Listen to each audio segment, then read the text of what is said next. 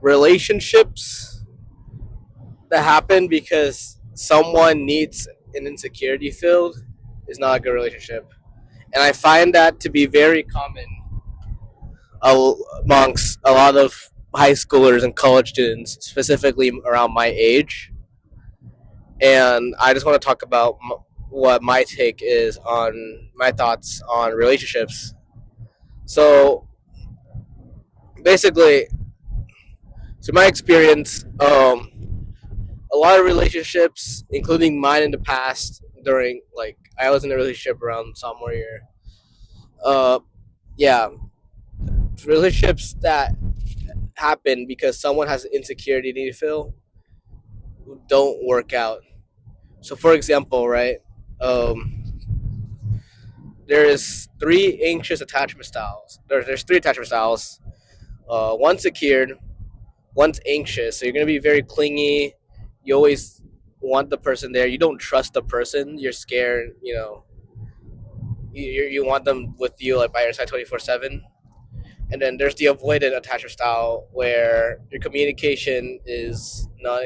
If you ever have a problem, you start acting. You get angry. You start getting defensive, reflective. You're gonna want to try to avoid the person and avoid the problem as much as possible. And then there's the secured, right? And another thing is that a lot of people who feel unhappy or feel like they need meaning may sometimes think, oh, maybe getting a relationship will fulfill meaning or fulfill happiness, and that's when it becomes toxic.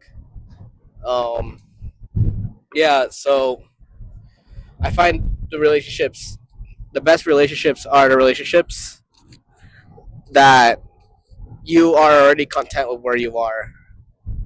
You are at a secure attachment style. You are content with where you are, and a relationship is only an add-on to your life. If you are desperate for a relationship, then you shouldn't be getting one in the first place. And I say this because I have a lot of friends who are very desperate, and I gotten to this point in my life where, and this is just me currently. It might change in the future, but I am currently biasing my preferences towards a type of person. There's two types of people I categorize, and the way I word it is funny. I say it's either the bros over hoes or the hoes over bros. Basically, there's the person who's desperate for a girl and the person who just doesn't care. And my bias is towards the people who don't care because those are usually the most fun. To I don't know, it's the friends I feel like who are more likely to be loyal and stick by my side and won't ditch for a girl or won't really cause any drama. And all my experiences with drama in friend groups are either because they're just egotistical and self-centered or because the friend is desperate for a girl.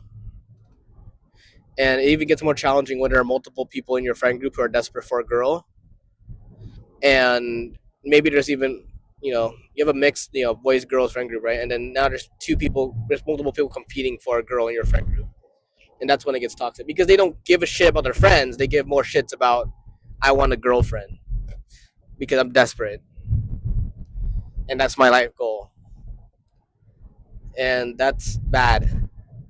And there's also the people who just can't ever be. I know people who can never truly be friends with a girl because every time they befriend a girl, they see as potential, and that is so bad. Um, it's clear that they have this sort of like some hole, some insecurity that they want to fill. Whether if they're just unhappy, they need to find meaning. I don't know what it is, but it's definitely something. If you have an insecurity, it's something you should work on yourself. Go to a therapist and or try to intrinsically work on it yourself because extrinsic factors such as getting a girlfriend won't fix it. So yeah. Um I also think that naturally and because it's just been like this for like forever in humanity. Eventually once you reach you get a job and you're stable, You reach your about mid 20s, like everyone's gonna search, despite maybe you thinking, oh, I'm not gonna be in uni. I'm not gonna be surrounded by people my age anymore. What I find is that most people found their significant other past uni anyway, so I don't think that's a factor to worry. Um, Whether finding someone is the same exact age as you might be more difficult, but you'll still find people around that age. Like, that should be no problem because in human biology, like naturally, people will start looking later in mid 20s anyway, especially after they're settled.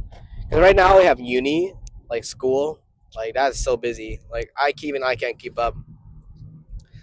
Like I'm so busy with school that from my experience with my previous relationships didn't even work out because I was so busy with my life, and that the other was also because the other person had was in the relationship because they just felt insecure and they didn't like being alone and they needed me by their side 24/7.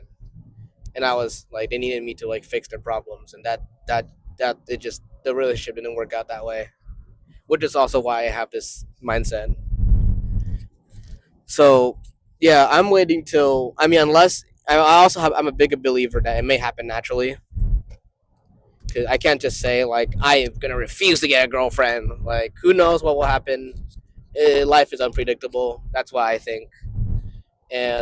But if I were to choose, I would choose after uni because I am way too busy right now to even give a second thought. And I find out it's also like it's usually the people who have nothing else going on in their lives that will think about trying to get a girlfriend or a boyfriend. Sorry, I've been saying girlfriend the whole time because from my POV, it's always the boys, but yeah, significant other, right? Like most people are trying to look for a significant other. A lot of times because a good chance is because they don't have anything else going on in their lives. If you make yourself busy, then that shouldn't be too much of a worry. So yeah. Um. Oh yeah, and then once you're in a relationship, there I could do this for another video, but have clear communication, and that's how you even get without communication. That's how you get in a situation in the first place. Just be honest. Despite how much it hurts, I'm still working on it. I'm not perfect at this. Be honest, be transparent, have clear communication. It's back to my whole video on trust, honest accountability, and forgiveness. That's my whole motto, and especially applies to a girlfriend. Trust them no matter what, unless you have a reason not to. And if they're not communicating, if they're not being transparent themselves, then that might be a sign to just let it go. Because I believe both parties need to have trust and they need to be honest and transparent, and also be able to take accountability as well. 'Cause I know there's a whole stereotype of like, you know, uh, you know, your husbands always listening to their wives. Like I don't think that I think both parties should be able to listen and be comfortable saying what they matter, and also be authentic and be themselves, not having to perform. So, but yeah, that's my take. Yeah, that's my thoughts on just relationships in general. Yeah, that's about it. See ya.